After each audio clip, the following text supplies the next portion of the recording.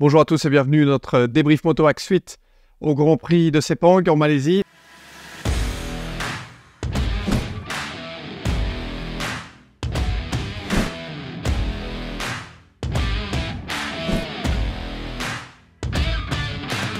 Alors on a eu chaud sur ce Grand Prix, il a fait très chaud, ça a été difficile pour les pneus, pour les hommes aussi.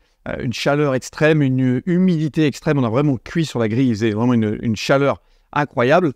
Et on va commencer donc par l'homme du week-end, Enea Bastianini, qui est de retour aux affaires. Alors ça fait vraiment plaisir. C'est des histoires qui pour moi, sont marquantes. Enea Bastianini, qui lui, l'année dernière, avait fait une superbe saison avec des victoires là, au sein du team Gresini, donc sur sa Ducati, qui a été promu en fait aux côtés de Pecco Bagnaia, donc le champion du monde en titre, dans le team officiel, les rouges chez Ducati, et qui depuis le début de saison a vraiment galéré. Alors ça a commencé à Portimao par une grosse blessure, une fracture de l'omoplate qui n'était même pas de sa faute, qui était suite en fait à une chute de Luca Marini qui l'a emmené dans la course sprint à Portimao.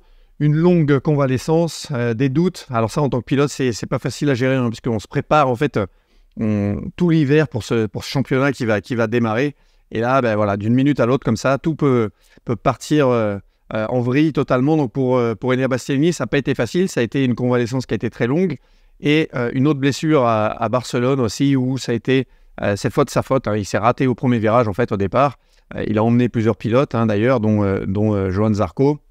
Et de nouveau rebelote pour les blessures avec Bastianini. Donc là, le revoir en forme comme ça à Sepang, c'est un grand plaisir. Il a vraiment super bien piloté. Il a survolé le Grand Prix donc, du dimanche, mais il s'est aussi bien qualifié en première ligne. Une belle 4e place en sprint aussi. Il avait la vitesse pour faire un podium, mais il n'a pas osé attaquer son coéquipier donc, sur la fin de course. Bastianini donc, qui a excellé ce week-end. Alors des petites différences pour lui ce week-end. En fait, il a décidé d'adapter un nouveau système de frein arrière pour lui. En tout cas, ce n'est pas un nouveau système pour les autres, mais pour lui, en fait, tous les autres pilotes Ducati utilisent le frein arrière au pouce. Enfin, c'est un frein arrière couplé, en fait, qui est au pied et au pouce.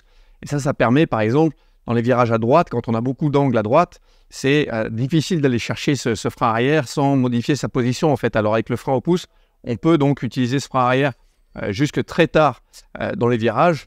Et Bastianini, il a réussi à s'adapter à ce système très rapidement et donc à progresser. Il avait aussi un système de frein moteur, un réglage de frein moteur assez différent et beaucoup plus proche de ce que les autres pilotes Ducati utilisent. Donc voilà, il a su s'adapter rapidement et de retour à la victoire. Donc un grand plaisir de le voir comme ça, à l'aise sur sa Ducati officielle.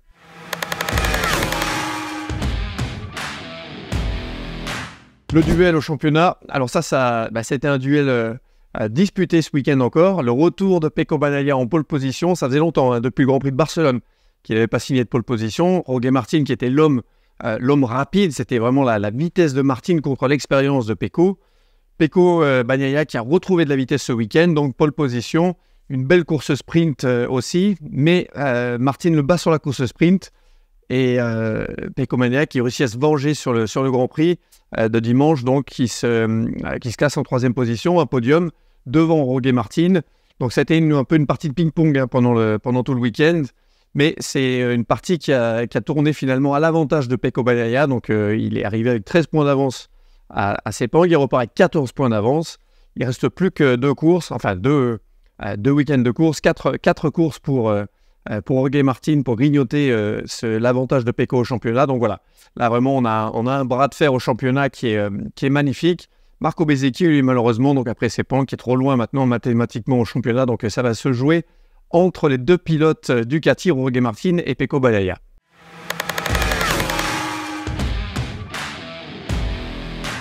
Un fait marquant ce week-end à Sepang, c'est les pressions de pneus. Alors on n'aime pas en parler de ces pénalités de pression de pneus, mais ça va jouer un rôle dans la lutte au championnat. Donc on savait que Jorge Martin a eu déjà lui son avertissement. Alors je vous rappelle la règle, les pressions de pneus, c'est il faut rester en fait en dessus de 1,88 bar sur plus de 50% du Grand Prix dimanche et sur plus de 30% de la course sprint. Malheureusement, il y a beaucoup de pilotes qui se sont fait prendre ce week-end à Sepang. Alors Martin, lui, il était déjà sous le feu d'une pénalité après la course de Buriram. Alors cette première pénalité, en fait, c'est simplement un avertissement. Par contre, à partir de la deuxième, c'est 3 secondes qui est ajouté sur le temps de course. Donc ça peut faire vraiment la différence au championnat. Alors à Sepang, on a eu de nouvelles pénalités qui ont été issues pour Pecco Bagnaia, pour Enea Bastianini, pour Marini et pour Lecuona et Bautista. Alors pour Pecco, ça devient un problème hein, puisqu'il a utilisé son joker aussi. Donc comme Jorge Martin, en fait, il est lui aussi il est en carton jaune en fait et ils ne peuvent pas se permettre de faire d'erreurs. Donc ça veut dire que les équipes techniques en fait doivent vraiment faire attention. Ils ne peuvent pas trop jouer avec la limite puisque 3 secondes de pénalité, ça peut vraiment faire la différence au championnat.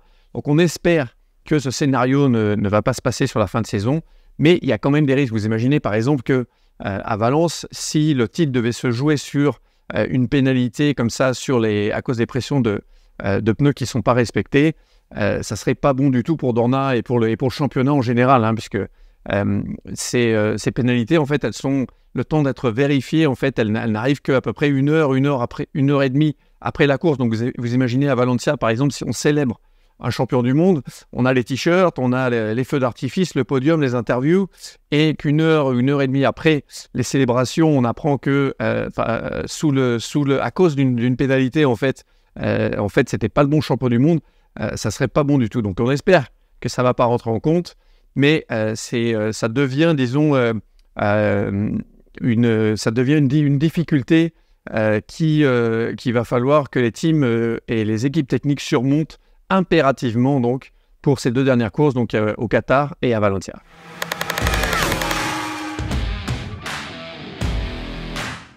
Du côté français, un week-end difficile pour Johan Zarco qui va se qualifier 12e, qui finira 8e en sprint et qui finira 12e aussi sur le Grand Prix de dimanche. Et en week-end, comme à Buriram où Fabio Quartararo a fait une belle course donc dimanche, il a fait une belle remontée, un super départ et une belle 5e place, un beau rythme de course sur la fin de course. Malheureusement pour lui, Fabio, il a eu un problème sur la course sprint en fait. Il avait décidé de passer à l'extérieur en fait sur le premier virage, donc il a relâché un peu le frein un petit peu plus tôt. Alors on le sait, les pilotes en fait, il faut qu'ils freinent très fort, très agressivement sur le premier virage pour désengager donc leur système de changement d'assiette à l'avant et à l'arrière. Alors pour Fabio, le système de l'arrière s'est désengagé, mais pas celui de l'avant. Donc il est resté en fait avec la moto basse de l'avant sur le virage numéro 1, 2 et 3. Il a perdu beaucoup de place et il n'a pas pu désengager donc ce système avant le freinage appuyé du virage numéro 4. Donc voilà, encore une fois, les systèmes de départ ou les systèmes de changement d'assiette qui jouent.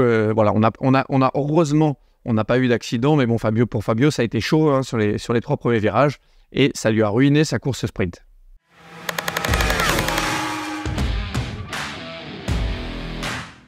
La mention spéciale, elle va revenir à Alex Marquez, qui lui a fait vraiment un super week-end. Il a été vite tout de suite, gros rythme de course, il va gagner la course sprint vraiment sur de belles attaques, il a vraiment rien lâché, très agressif, il a su saisir toutes ses opportunités et il va signer une 2e place sur le Grand Prix dimanche.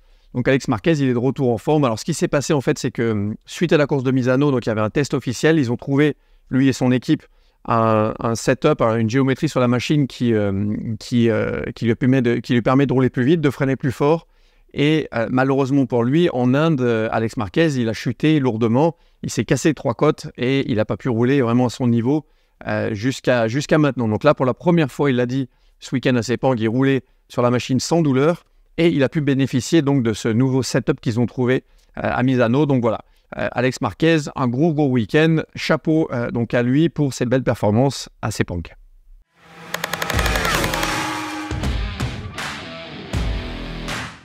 Du côté des autres constructeurs, un week-end à oublier pour Honda, ça va être un désastre encore une fois, chute de Marquez en sprint, chute de Joan Mir en sprint et au GP, donc voilà, pas de gros résultats pour Honda ce week-end. Du côté de chez KTM, ça a été plutôt mieux que ce qui s'est passé dans les années précédentes. En fait, Sepang, c'est un circuit qui n'a jamais trop réussi au KTM. Et Binder et Jack Miller aussi étaient de retour en forme. Donc, ils ont tous les deux fait une belle course sprint. Malheureusement, ça s'est un peu moins bien passé pour le GP. Mais pour la KTM, ça a plutôt pas mal fonctionné. Alors, Jack Miller, lui, il est de retour en forme. Il a eu quelques grands prix donc, où il a vraiment galéré. En fait, ce qui se passe, c'est que depuis c'est depuis l'Autriche en fait. Depuis que Michelin a commencé à amener le pneu arrière qui a construction différente, c'est un pneu qui est étudié pour résister donc aux températures extrêmement élevées que certains circuits et certains asphaltes peuvent générer. C'est un pneu qui naturellement convient pas très bien au style de pilotage de Jack Miller, donc il a galéré un peu avec ça.